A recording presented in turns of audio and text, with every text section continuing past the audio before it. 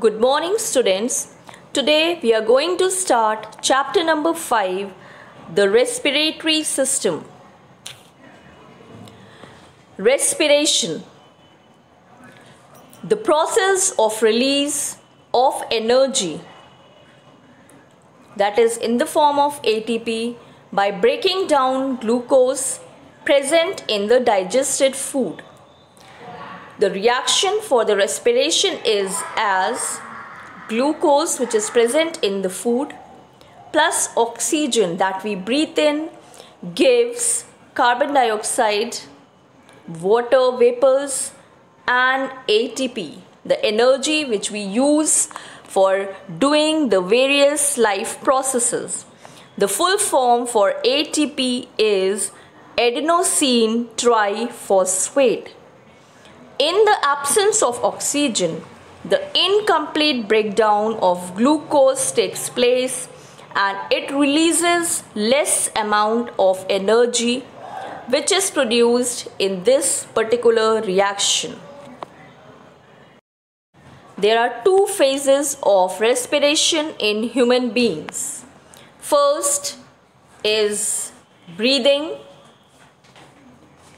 and second is cellular respiration. Breathing is a physical process which involves inhaling or taking in of oxygen and exhaling or giving out of carbon dioxide. Cellular respiration is a biochemical process in which the oxidation of glucose or the burning of glucose takes place and energy is released in the form of ATP along with carbon dioxide and water vapors. On the basis of the mode of respiration, the process of external respiration or breathing is different in different organisms. However, the cellular respiration is similar in both plants and animals. Now, what is breathing?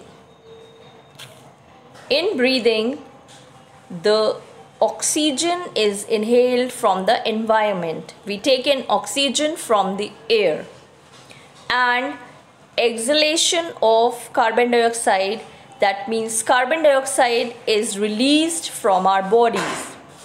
The breathing in human beings or animals takes place outside the cell and does not liberate any energy. Different organisms carry out the breathing process in various ways depending on their size and the environment. For example, amoeba exchanges oxygen and carbon dioxide directly with the environment through its cell membrane, as it is a unicellular organism. Differences between respiration and breathing. Respiration is a biochemical process, whereas breathing is a physical process. Respiration occurs in every living cell of the body. Breathing involves mainly the lungs of the body. Respiration involves breakdown of glucose into carbon dioxide, water, and energy. Breathing involves exchange of oxygen and carbon dioxide through the body organs. Respiration liberates energy. Breathing does not liberate any energy. Respiration takes place inside the cell and breathing takes place outside the cell. Human respiratory system. Human beings have a well-developed respiratory system that comprises of nose, nasal cavity, pharynx, larynx, trachea, bronchi, alveoli, and lungs. In human respiratory system, lungs are the main respiratory organs where exchange of gases takes place. Here's the diagram of the human respiratory system. The nose and the nasal cavity. Air enters the body through the nose. Externally, the nose consists of two nostrils. The inner wall of the nasal cavity is lined with hair and mucus. The hair traps dust particles and germs that enter along the inhaled air. The mucus makes the air passage moist and sticky. The membrane of the inner lining of the nose has cilia. The dust particles falling on the sticky surface are swept out by the cilia towards the throat, where they are either swallowed or coughed up to remove foreign particles from the lungs. In this way, the inhaled air is cleaned before entering the lungs. The nasal cavity leads into a short tube called the pharynx. It is situated behind the nose and the mouth. It leads to an air tube called trachea or the windpipe and a food tube called esophagus. We have studied about esophagus in our last chapter, digestive system. The lower portion of the pharynx leads to the larynx or the voice box. Larynx or voice box is located in the trachea a short distance from the throat. It contains folds of muscular tissues called vocal cord that vibrate with the passage of air and produce sound. The larynx leads to the trachea.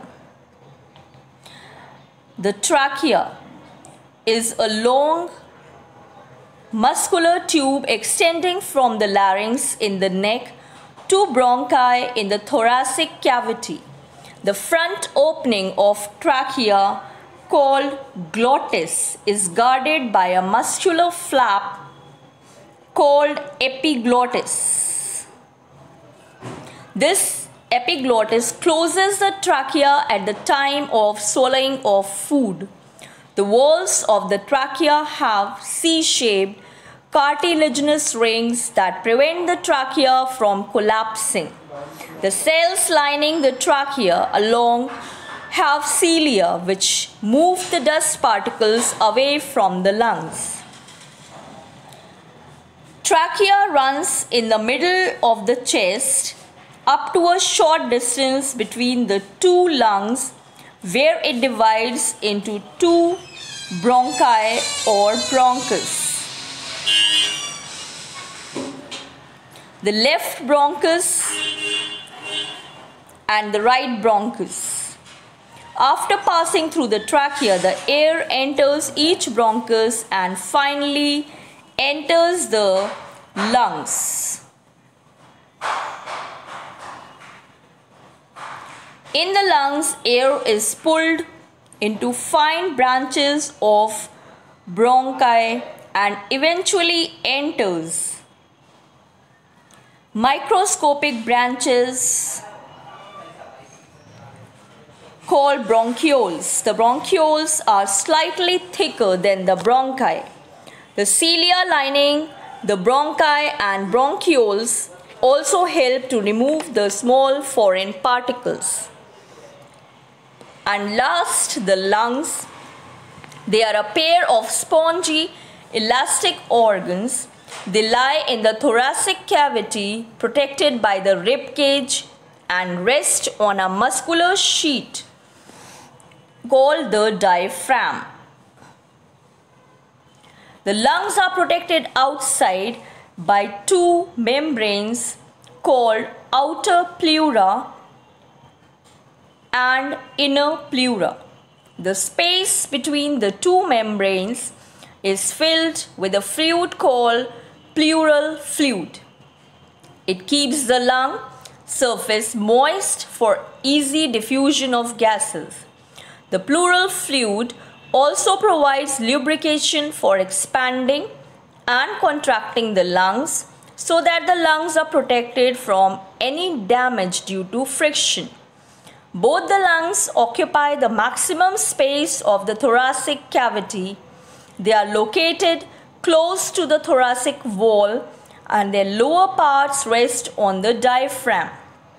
The left lung is slightly smaller and has 2 lobes, whereas the right lung has 3 lobes. The bronchioles connect to tiny ducts that lead into the air sacs called alveolar sacs. Each air sac has a group of alveoli, which are usually surrounded by the blood capillaries. The gaseous exchange occurs in the alveoli of the lungs. Blood present in the capillaries contains more carbon dioxide than alveolar air. Since the alveoli contain oxygen-rich air, there is more oxygen in the alveoli than in the blood. Thus, oxygen diffuses into the capillaries from the alveoli. In the similar manner, carbon dioxide diffuses into the alveoli from the capillaries.